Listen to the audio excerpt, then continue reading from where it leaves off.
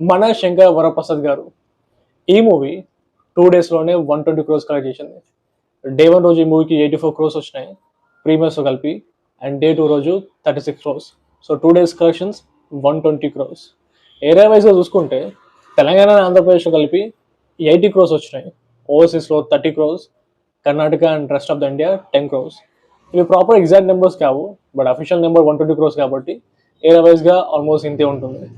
Actually ఈ movie break even 4 daysలో అయిపోయి ఉండాలి, బట్ ఈ మధ్య 2 కొత్త మూవీస్ వచ్చినాయి కదా, రవితేజ గారిది and Naveen Polishetty movie. 2 movies వచ్చినాయి కాబట్టి కొంచెం స్క్రీన్స్ తగ్గిపోయినాయి. నాట్ వరీ, ఈ వీక్లో అయిపోతుంది బ్రేక్ ఈవెన్. అయితే టోటల్గా 120 crores కలెక్ట్ చేసింది, ఇంకా 105 crores కావాలి, ఎందుకంటే బ్రేక్ ఈవెన్ 225 crores కలెక్ట్ అయితే బ్రేక్ ఈవెన్ దాటుతుంది. ఈ మూవీకి ఓవరాల్గా పాజిటివ్ రెస్పాన్స్ వచ్చింది. నేను ట్విట్టర్లో తమిళ వాళ్ళ ట్వీట్స్ కొన్ని చూసిన, తమిళనాడు వాళ్ళు ఎస్పెషల్లీ నయనతార ఫ్యాన్స్ ఈ మూవీ గురించి పాజిటివ్గా మాట్లాడుతున్నారు. ఎందుకంటే ఈ మూవీలో జవాన్ మూవీతో పోల్చుకుంటే నయనతారకి బెటర్ స్క్రీన్ టైం దొరికింది. అంత వాళ్ళు చెప్తున్నారు అనమాట, అరే జవాన్ లాంటి మూవీతో పోల్చుకుంటే ఈ మూవీలోనే better screen time, better character ఉంది నయనతారకి అని. దట్స్ అ గుడ్ థింగ్ అనమాట. మేబీ అందుకనేమో నయనతార గారు ఈ మూవీకి ప్రమోషన్ చేశారు. పెద్దగా ఆవిడ తన మూవీస్కి ప్రమోషన్ చేయరు, బట్ ఈ మూవీకి చేశారు, కానీ ఈ మూవీలో ఆవిడకి మంచి రోల్ దొరికింది. అలాగే ఈ movie satellite rights and OTT rights గురించి మాట్లాడితే ZEE5 వాళ్ళు తీసుకున్నారు ఓటీటీ రైట్స్. 50 crores అంటున్నారు, ఎగ్జాక్ట్ నెంబర్ తెలియదు. And satellite rights obviously Zee Telugu వాళ్ళు తీసుకున్నారు. ఈ మధ్య ఓటీటీ వాళ్ళు పర్ఫార్మెన్స్ బేస్డ్ ప్రైస్ డీల్ పెట్టుకుంటున్నారు. ఇంతకుముందు ఎట్లుండే అంటే ఫ్లాప్ లేదా హిట్కి సంబంధం లేకుండా ఒక ఫిక్స్డ్ ప్రైస్ ఉండే, బట్ ఇప్పుడు ఏమైందంటే పర్ఫార్మెన్స్ విల్ డిసైడ్ అనమాట. ఫర్ సపోజ్ ఒక మూవీని ఎవరైనా సరే 50 crores ఉన్నారనుకోండి, సినిమా ఫ్లాప్ అయితే కొంచెం తక్కువ తీసుకోవాల్సి వస్తుంది, సినిమా హిట్ అవుతే కొంచెం ఎక్స్ట్రా యాడ్ చేస్తుంటారు. ఈ మూవీకి ఎలాగో పాజిటివ్ రెస్పాన్స్ వచ్చింది, బ్లాక్ బస్టర్ అయింది కాబట్టి ఎగ్జాక్ట్ నెంబర్ తెలీదు, బట్ ఇంకా ఎక్స్ట్రానే వస్తుంది ఈ మూవీకి ఇప్పుడు ఓటీటీ నుంచి. నాకు తెలిసి ఫస్ట్ టైం అనుకుంటా ఈ మూవీ వాళ్ళే బుక్ మై షోలో reviews and ratings turn off చేశారు. అది యాక్చువల్గా మంచి డిసిషన్ టు బీ హానెస్ట్.